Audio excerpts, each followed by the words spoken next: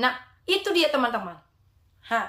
Luar biasa. Yang mengaku-ngaku jadi mantan suster dan biarawati, seperti itu dia membelokkan kebenaran Tuhan. Ya, seperti yang kita saksikan, dan nanti kita akan saksikan lagi duplikasi videonya. Ya, bagaimana dia berkata, ya Tuhan itu dilatih ke orang Romawi yang melatih Yesus itu jadi Tuhan. Aduh, luar biasa. Memang teman-teman, Alkitab bilang, memang kalau meninggalkan kebenaran memang seperti itu, jangan heran teman. Ya, bahkan setan itu yang ada sama dia, ya ketika dia meninggalkan jalan Tuhan, aturannya satu kan, masih di dalam Tuhan dia, aturannya setannya satu kan gitu. Kadang-kadang ya ada gitu ya, emosi apa, memang ada setan kan kadang-kadang dalam manusia ini ya. Tetapi kalau ditinggalkannya jalan Tuhan, setan yang ada sama dia tadi itu hanya satu, dibawanya lagi 7 roh jahat, lebih jahat lagi daripada yang sebelumnya. Nah, makanya dia balikkan firman Tuhan. Katanya Yesus itu jadi Tuhan setelah dilatih. Ya, teman-teman, dia nggak tahu firman Tuhan itu. Kalau emang benar dia benar-benar biarawati yang betul, ya, atau suster, dia tahu dong kebenaran Tuhan. Ya, nanti kita akan kupas atau kita akan baca firman Tuhan di dalam Yesaya, bagaimana Tuhan berkata Yesus itu sudah ada sebelum Abraham dijadikan. Apalagi Raja Romawi, lebih tua lagi Abraham dong. Waduh, luar biasa temanku, luar biasa. Sandiwara yang sungguh apalah ya, kalau saya lihat, waduh, luar biasanya dia ya. Lagian pun teman, masukan dari saya ini untuk Umi Irena ini, kalau dia sebenarnya udah menganggap dirinya isi surga, kenapa yang dibahasnya terus iman-iman orang Kristen ya? Saya pun bingung lah melihatnya teman. Ya, hampir di setiap videonya, ceramahnya, ya diceritakan Yesus. Kenapa nggak ceritakan imanmu yang sekarang? Iya kan? Bukan saya mengurus dia teman. Oke lah dia sekarang isi surga ya kan? Iya, puji Tuhan. Dan bahaslah itu. Ya, jangan bahas yang enggak ada gitu loh. Kasihan sekali.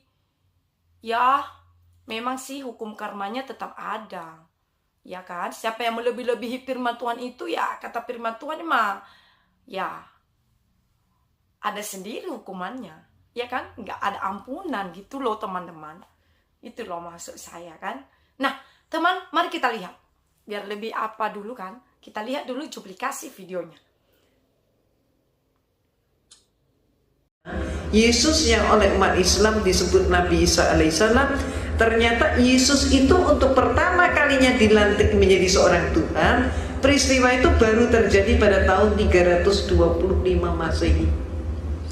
Jadi sebelum tahun 325 Masehi, Yesus belum jadi Tuhan. Yang melantik Yesus jadi Tuhan siapa? Yang melantik Yesus jadi Tuhan adalah seorang raja Romawi, yaitu Konstantin. Pelantikannya terjadi dalam rangka sebuah konsili.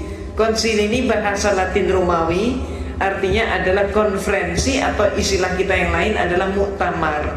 Terjadi di kota Nizea, maka disebut konsili Nizea tahun 325 Masehi.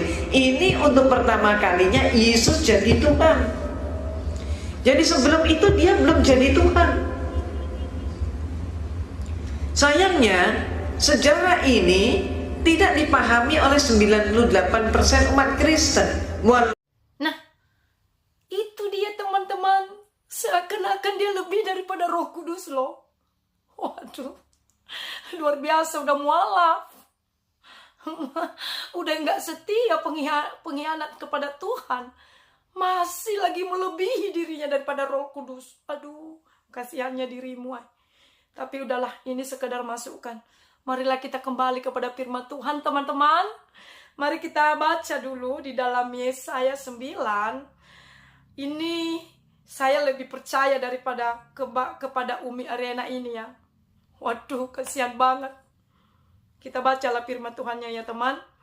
di dalam Yesaya 9 ayat kelima. Ya. Sebab seorang anak telah lahir untuk kita, seorang putra telah diberikan untuk kita. Lambang pemerintahan ada di atas bahunya, dan namanya disebut Orang Penasehat Ajaib, Allah yang perkasa, Bapa yang kekal, Raja Damai. Ini dia jawabannya.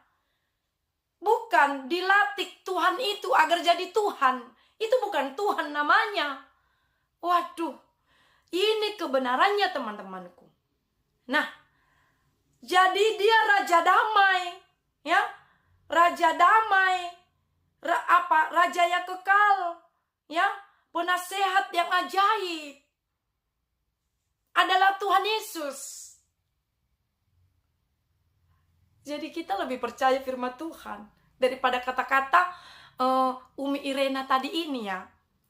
Dan kita sudah tahu ya, di video saya sebelumnya kita sudah membahas jati dirinya ya. Itu kesaksian dari keluarganya ya. Bagaimana kisahnya, sejarahnya, dia menjadi biarawati itu belum lulus. Jadi tidak bisa dipercaya cakapnya 100%. Kenapa? Karena belum lulus dia. Masih TK itu ibaratnya gitu. Itu kan butuh waktu bertahun-tahun agar jadi suster. Iya kan? Nah, tapi yang dia perbuat di sana, di video yang sebelumnya, ya dia itu melakukan pelanggaran. Ya, gak usah kita omongin lagi lah, kita bahas aja firman Tuhan. Ya, mari kita lihat satu lagi firman Tuhannya di dalam Yohanes 8 ayat 58 ya teman. Oke, ini kata Yesus ya. Dan mari kita lebih percaya apa kata Yesus sih teman-teman. Ya, mari kita baca sama-sama. Kata Yesus kepada mereka, Aku berkata kepadamu, sesungguhnya sebelum Abraham jadi, aku telah ada. Nah, inilah buktinya. Ya, bahwa saya tadi apa yang dikatakan Umi Irena itu tidak benar. Itu tidak benar, keliru. Ya, teman-teman, itu keliru. Kenapa? Sebelum Abraham aja ada, Yesus sudah ada. Nah, jadi bukan dilatih Tuhan itu menjadi Tuhan. Ya, tidak. Nah, teman-teman, jadi seringkali ini yang mereka pakai memang. Ya, khususnya Umi Irena ini sering dia pakai ayat-ayat yang tidak masuk logikal ya. Ya tidak masuk dan tidak sesuai dengan kebenaran Tuhan. Tidak ada tercatat. Ya. Tadi kita lihat dia sampaikan itu tidak ada disampaikan di mana ayatnya, di mana tertulisnya. Waduh, luar biasa teman-teman. Nah, teman-teman, mudah-mudahan lah Umi Irena ini sadar dan bertobat, ya, karena dia udah melebihi dari, seakan-akan dia melebihi dari Roh Kudus loh. Ya, seakan-akan gitu. Bukan lagi seperti nabi dia dianggap dirinya. Lebih daripada Roh Kudus. Ya.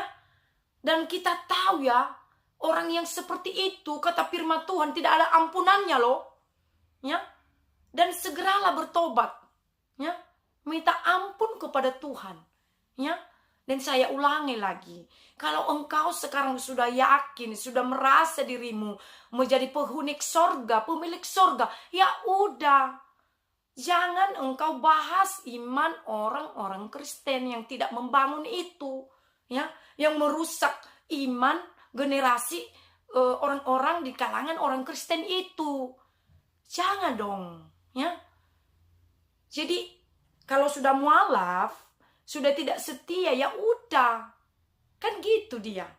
Nah, jadi teman-teman, saya tegaskan lagi, itu tidak benar. Dan kita sudah baca ayat firman Tuhan, dan teman-teman juga bisa membaca ulang di rumah, di mana tadi kita baca di dalam Yohanes dan juga di dalam Yesaya 9 juga tadi kita udah baca, dan teman-teman juga bisa ulang-ulang bacanya.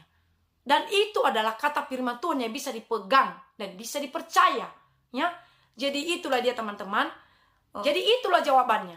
Sebelum pun Abraham ada, Yesus itu sudah ada, mbakku, ya. Yesus itu sudah ada. Udah berhenti menyesatkan orang. Berhenti untuk menyesatkan orang-orang percaya, ya.